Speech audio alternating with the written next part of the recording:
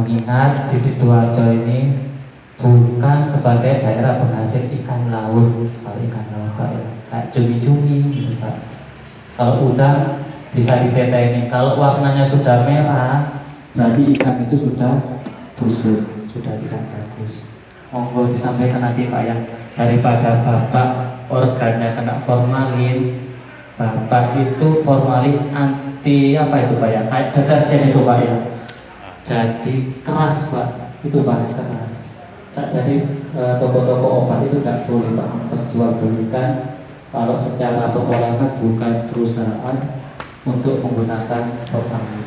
Ya sebagai mengingatkan sama Pak ya, saya juga kalau untuk konsumsi ikan juga hati-hati karena tampak busuk.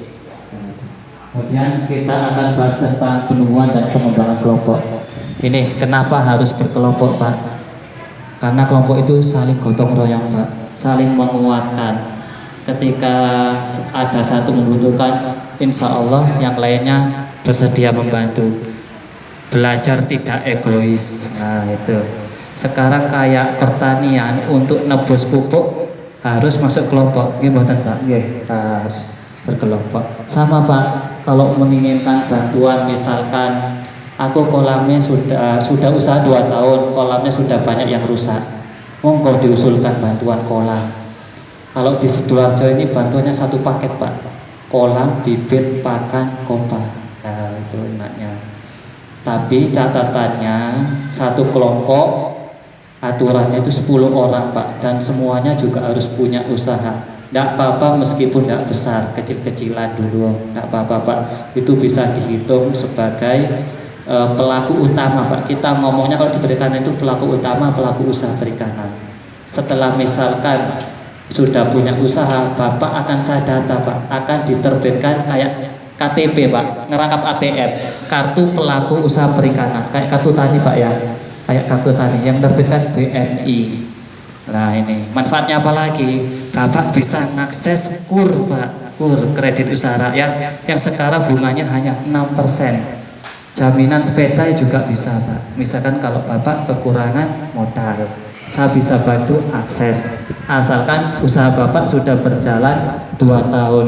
Kalau misalkan sekarang nggak bisa akses, kita harapkan 2 tahun lagi sama Bapak Presiden bunganya diturunkan lagi Pak. Tahun kemarin 7%, sekarang 6%. Awal KUR itu 12%, turun 11, 10 terus. Akhirnya sekarang 6%. Untuk memacu pertumbuhan ekonomi Indonesia Pak. Sekarang kan lagi jatuh-jatuhnya hanya 5%. Mobilitas tinggi tapi nilai ekonominya nggak naik-naik Pak. Nggak naik-naik. Nah ini kita akan bahas Pak ya, dari awal penemuan dan pengembangan kelompok pelaku utama perikanan. Nah ini Pak, pengertian kelompok. Satu golongan, satu homogenitas, sama profesi, aliran, lapisan masyarakat. Kalau misalkan ingin kelompok budidaya, ya kelompok budidaya lele. Satu kelompok misalkan nila, monggo nila semua. Nah itu. Jadi kalau misalkan yang satu sudah paham tentang solusi tentang penyakit, bisa ditularkan, diketuk-tularkan ke anggota yang lain. Itulah manfaatnya kelompok. Nah itu Pak definisinya. Kumpulan orang yang memiliki beberapa atribut sama atau hubungannya dengan pihak yang sama, interaksinya juga sama. Jadi kalau misalkan kumpul kelompok ada arisan juga gitu kan enak Pak ya, ngomongkan penyakit lele, kemudian nanti saya hadiri.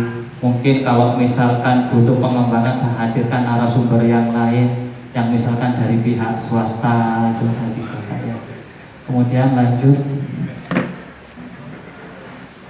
Nah ini Pak, ciri kelompok yang efektif. Ketika ngomong efektif berarti ngomong sumber dayanya Pak. Sumber daya manusia paling penting itu Pak. Jangan sampai ada satu orang sing ngerasani yang lain Pak. Jadi ulone biasanya, merusak kelompok biasanya itu Pak. Banyak mengkritik tapi dia tidak banyak berbuat untuk kelompok.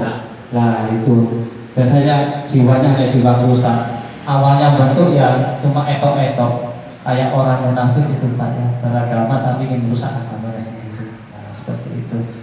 Kemudian anggotanya ya itu Pak, memiliki kesamaan tradisi, kebiasaan, domisili, lokasi, status ekonomi, bahasa, pendidikan, dan usia, bersifat informal.